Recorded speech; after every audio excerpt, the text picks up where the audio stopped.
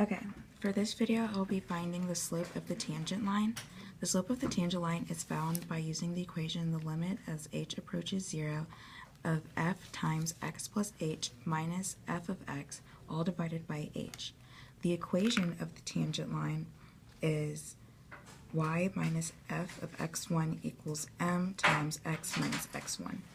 So an example of this would be using the equation f of x equals x cubed minus 2x squared plus 4 with the point 313. So the slope would equal the limit as h approaches 0 of f of x1 plus h minus f of x1 all over h.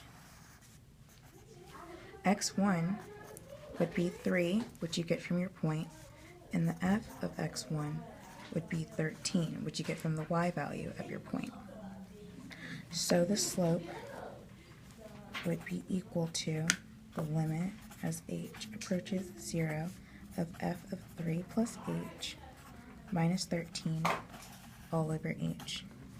So in order to find f of 3 plus h, you need to first use the equation f of x, which equals x cubed minus 2x squared plus 4. Then, wherever you see an x, you substitute f of 3 plus h, which would equal 3 plus h cubed minus 2 times 3 plus h squared plus 4. Now, so this would all come out to be f of 3 plus h equals 27 plus 9h squared plus 27h plus h cubed minus 2 times 9 plus 6h plus h squared plus 4. So after you cancel out all of the like terms, you get f of 3 plus h equals 13 plus 7h squared plus 15h plus h cubed, which when you reverse the order would be h cubed plus 7h squared plus 15h plus 13.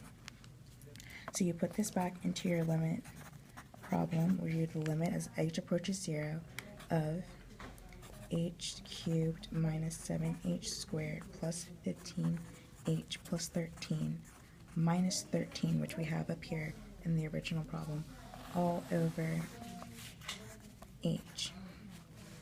And so you have the limit as h approaches 0 of h cubed plus 7h squared plus 15h all over h. And using the quotient rule, this will equal the limit as h approaches 0 of h cubed plus 7h squared plus 15h divided by the limit as h approaches 0 of h. So the limit, which will give you 0 over 0.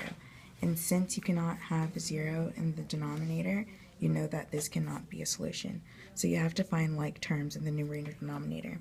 So you would write the limit as h approaches 0 of h times, you pull out an h, which is the like term, h squared plus 7h plus 15 all over h. And so you cancel out the h's and you get the limit, as h approaches 0 of h squared plus 7h plus 15. And at this point you will plug in 0. So you will have the limit as h approaches 0 of 0 plus 0 plus 15, which would just equal 15.